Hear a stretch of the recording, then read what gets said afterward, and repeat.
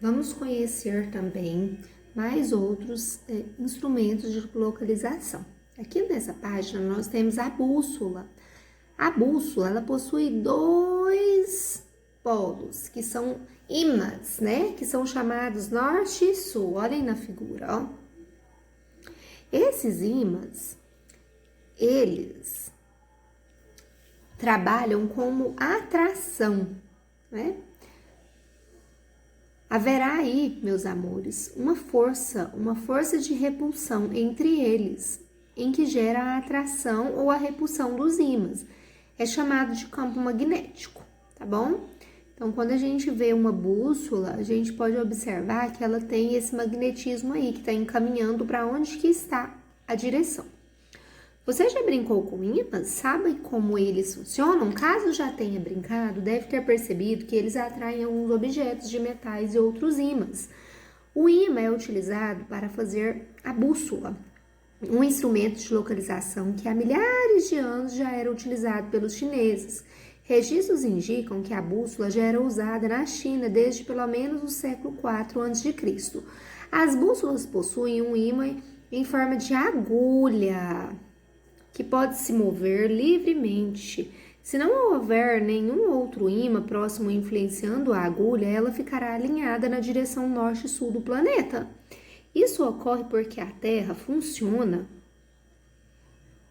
como um ímã gigante, com locais chamados de polos magnéticos, regiões que conseguem atrair o ímã com mais intensidade. A bússola se orienta nessa direção, que coincide com a direção norte e sul do planeta. Aí tem um significado polos, as duas extremidades de um eixo. A bússola é um instrumento que aponta na direção dos polos magnéticos da Terra. Na tradução para o português, W é oeste, é leste, NW é noroeste e SW é sudoeste, ok? Número 1.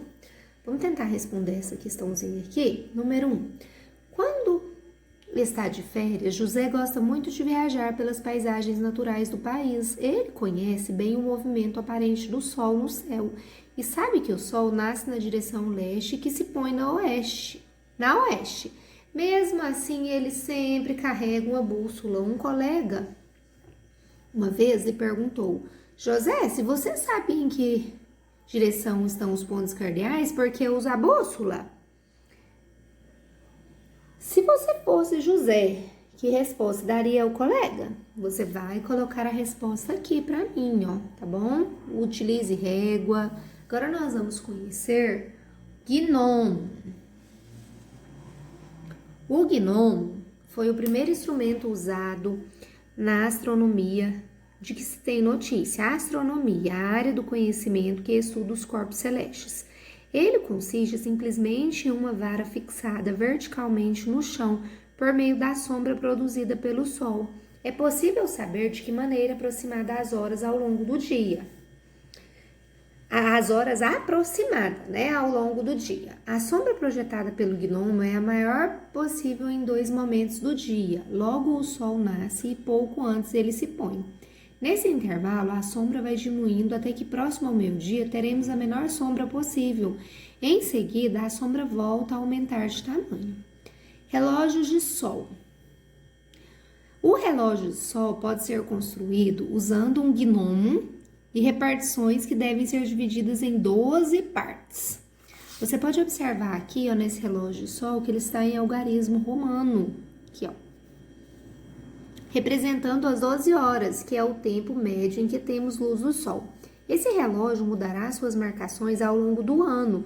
Isso acontece porque o sol, como já vimos, não nasce sempre no mesmo lugar. Embora seja um artefato simples e muito útil, o relógio de sol não funciona em dias nublados ou chuvosos, ou seja, dias com pouca luz solar. Ele só funciona, ele já tem um nome, relógio de sol, tá bom? Aí a sombra. Nem sempre tivemos acesso, quarto ano, a esses relógios, né, que existem hoje em dia.